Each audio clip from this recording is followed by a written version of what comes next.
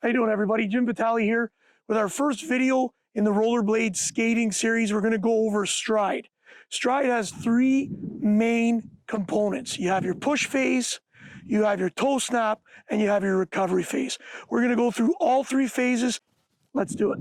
In your first phase, the push phase, you have to be able to create separation. Walking is a very natural movement. Your body's in line, your skeleton's in line. Most of your mass, which is centered around your belly button, is always in between your base of support. Any skater that tries to maintain a proper base of support is usually rigid and very stiff. So that's what you find in your beginners, because they're trying to use the same motor programs that they used when they were walking. The hardest thing for a skater is to break out of those common motor programs and get used to being off balance and operating within that. So creating multiple stages of being unbalanced and managing those stages is what makes a good skater. The key to having a long stride is allowing that constant separation between the 2 feet. So one foot should be constantly extended while the other foot is slightly outside of the shoulder.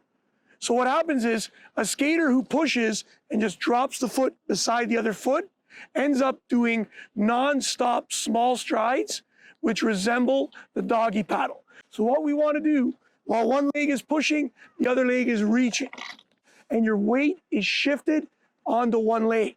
What this means is that this leg is now ready to explode because it's holding all the tension, it's recruited muscle fibers, and it's ready to go back the other way.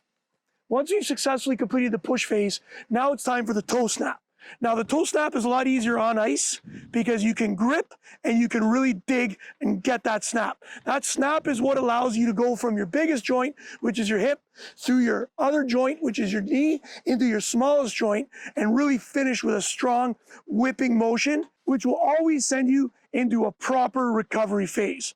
That snap not only lets you get an amazing last amount of push, but it also ensures that that leg now, the momentum of it is headed back under your body for a proper recovery. We've gone over the push phase, we've gone over the toe snap. Now let's talk about recovery. Recovery often is the biggest reason why people need work on their stride. Most people forget that you have to consciously recover your foot. So you've pushed, you've snapped, now you have to pull it in back under your body so that you can get the other leg ready. To do so, you have to lift that foot off the ice. You see a lot of beginners just go public skating and you'll get a chance to see a whole wide range of skating issues. One of the biggest ones is what people call a bender. And their ankles are put in and they're just dragging their toes back to the middle. Very poor recovery. Be consciously aware of what you're doing with that leg once you finish your push. Lift it slightly. It doesn't have to be up here. Lift it slightly and get it off the ice back under your body. The better you get at skating, the more unnoticeable that phase will be. It'll almost look like it's just skinning the ice, which is really what you want.